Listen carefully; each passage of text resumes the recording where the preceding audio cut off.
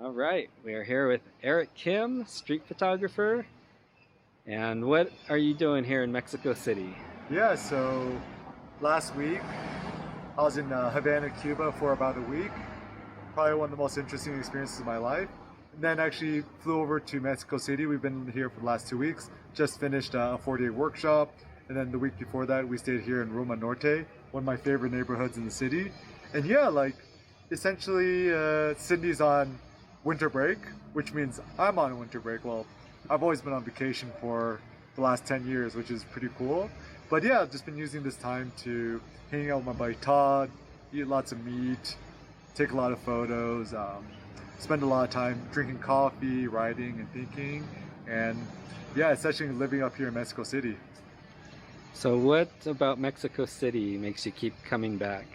So this is a good question. I think Mexico City is paradise. It's really like for me the ultimate place that has everything. So for example, coffee, chocolate, chicharron, meat, tacos, good coffee shops, really good restaurants, and like as an American, my buying power here is like 5 to 10x. So the feeling that like nothing's off limits. So even going to Blanco, which is kind of like the Beverly Hills of Mexico City, like I could go to the fancier restaurant and still like afford everything. And even being here in Roma Norte, my vibes, it feels like kind of like a nicer Paris, to be honest. And I'm just less stressed. I can spend more time to focus. People are friendly. I know Spanish, so I could chat with people. And the fact that it's like as an American, it's pretty easy to get here. And part of it is also kind of escaping the cold of Providence, Rhode Island, right now, where I think it's like 10 degrees. So, living in Providence, like what's the main differences between there and here? So one of the best things about being here is just being able to walk everywhere, and there's just like such a higher density of people. So actually, I think Providence, Rhode Island, is my new favorite city in America. It's a great city, very walkable. People are friendly. It's a good college town and stuff like that. So I've actually really enjoyed my life in Providence. But in terms of traveling, it's really great to come here to Mexico City because you just interact with so many other people. And also, one thing I'm starting to realize too is that it's good to practice foreign languages because, you know, I can speak English with anyone, no big deal. And I'm happy that my Spanish is on this level where it's like it's not really good, but I can still communicate with people. So every time I spend time, like even in Cuba or coming to Mexico City, every single time I'm here, I feel like my Spanish actually getting better and better and building more confidence. And also the nice thing about thinking in a foreign language is you tend to think like more simply, and I think you just kind of engage more your brain to communicate in a foreign language. And also, funny enough, being here in Roma Norte, it's the closest feeling I get to like Zen tranquility, similar to like even being in Kyoto in Japan. So even the last 2 weeks, I've been extremely productive in terms of thinking, writing, and street. It's like a street photography paradise here too. So like, I don't think I had a single person yell at me the whole 2 weeks actually, and so people are very photo friendly. You take photos of people's kids. People aren't paranoid like they are in the States and stuff like that. And just like the neighborhoods are so there's so much variety in neighborhoods like Roma Norte, Condesa, which is kind of like the Santa Monica, Polanco is like Beverly Hills. You got Central Historico, which I guess feels more like downtown LA. And so being able to hop between all these different neighborhoods, you it's almost like four different countries in one. So I think that there's something about creativity and art where by constantly changing your environment and the situations, the people, and different social classes, it kind of keeps you sharp, or it kind of gives birth to a lot more new creative ideas. So like even thinking about like social stratification, like how is it that you could live in Polanco and drive a Porsche 911, or it could be like a day laborer here making like $100 a month. So seeing the extreme differences is very interesting because I feel like in the States you don't really see that. Everyone's kind of like middle class, lower middle class, working class. Even when people are rich, they're like not super ostentatious rich in America. So being able to see the extremes in Mexico City is quite interesting. So, you told me before you've only been to Mexico City out of all of Mexico. Like, why don't you go to Cancun or or You, are those kind of beach areas? okay, this is the funny thing is that like, if you're an American watching this, we all grew up to Price is Right, and it's like you win a car or a trip to Hawaii, yeah, or go to the beach, right? So the weird thing about American psyche is that like we're really into like going to the beach, like it's like you've made it once you've been to Hawaii or Cancun or go to the beach.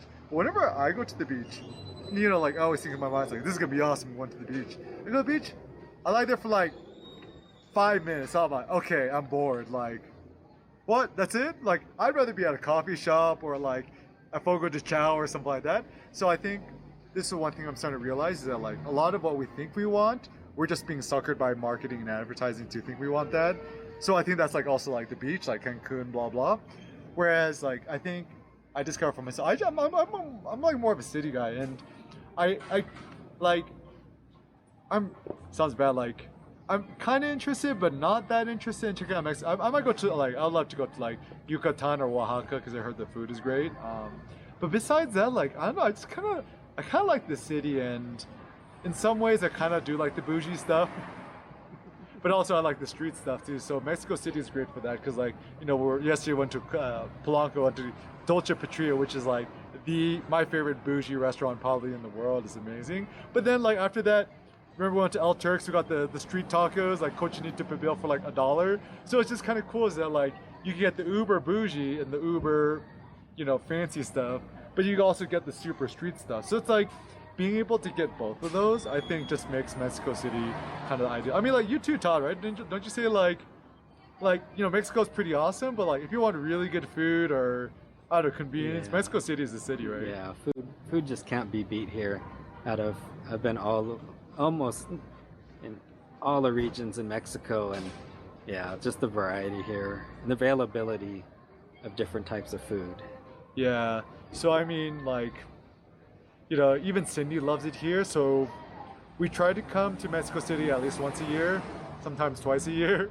But yeah, like if I had an option, like I would definitely live here in like Roma Norte or, I was looking at like apartments right here in Mexico City.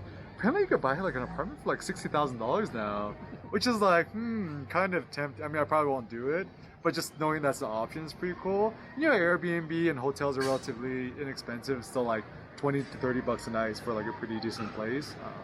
So, in terms of like, being a digital nomad or, retiring, Mexico City seems like definitely a great option.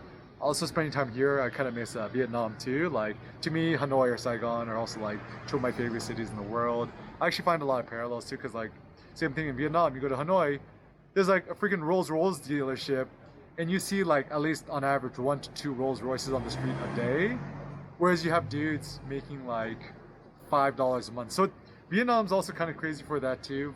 Reasons I also like Vietnam a little bit better because Wi-Fi is actually a lot faster in Vietnam.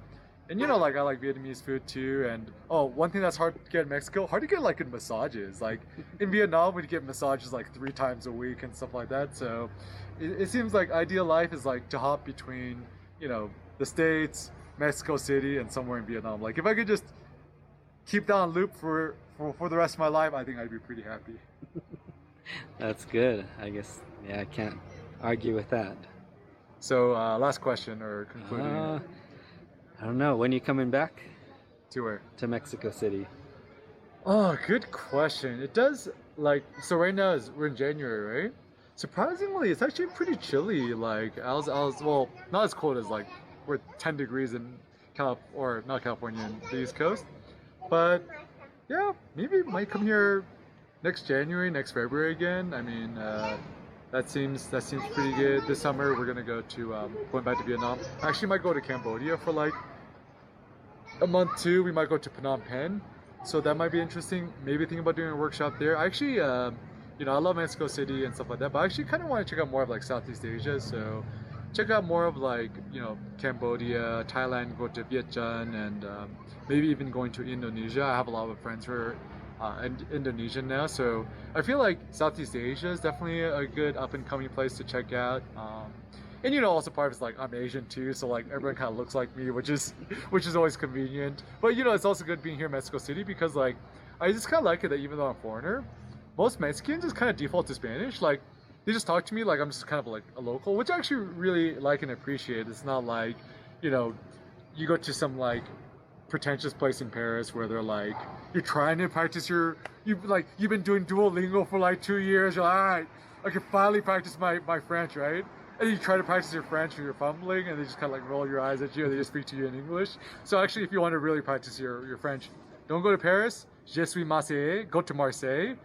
People will actually speak to you in French, and yeah. So I think like people in Mexico City, super down to earth, not really pretentious. Even the fancy people aren't as pretentious as they are back in the States. So yeah, like Mexico City is kind of like a mini paradise, but also excited to go back to Southeast Asia. All right, cool. Sounds good, right? Yeah. Check out Mexico City. Also check out Todd's blog. Just Google his stuff, Todd Hata, TODD space ATA, and we'll see you again sometime soon. Peace out.